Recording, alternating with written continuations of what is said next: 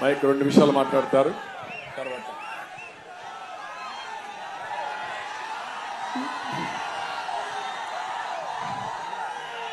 గతంలో తెలుగుదేశం పార్టీ అభిమానులు, జనసేన అభిమానులు, భారతీయ జనతా పార్టీ అభిమానులు అందరికీ నా హృదయపూర్వక నమస్కారాలు.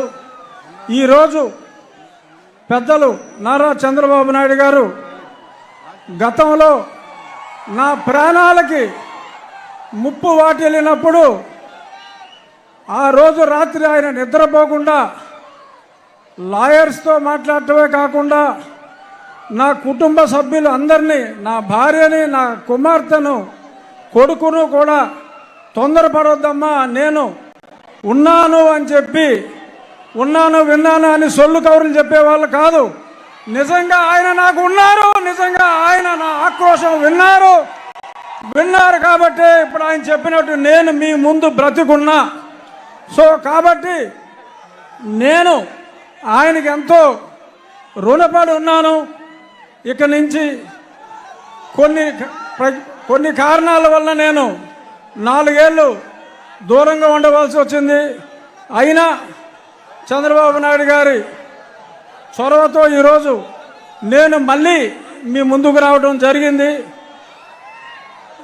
ఎప్పుడూ నేను ముందుగా చంద్రబాబు నాయుడు గారికి, అలాగే మీ అందరికీ నేను రుణపడి ఉంటాను.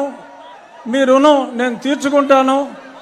అతి త్వరలో జూన్ 4వ తారీఖు ప్రపంచం సృష్టించబోతున్నారు నారా చంద్రబాబు నాయుడు గారు.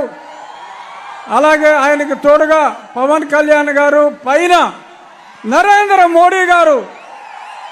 ఈ కలయిక నేను సంవత్సరంగా చెప్తున్న త్రిమూర్తుల కలయిక ఉంటుంది అని.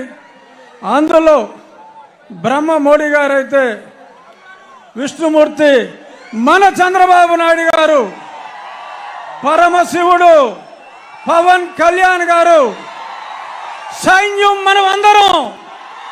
జై తెలుగుదేశం, జై చంద్రబాబు నాయుడు గారు, జై మోడీ, జై పవన్ కళ్యాణ్.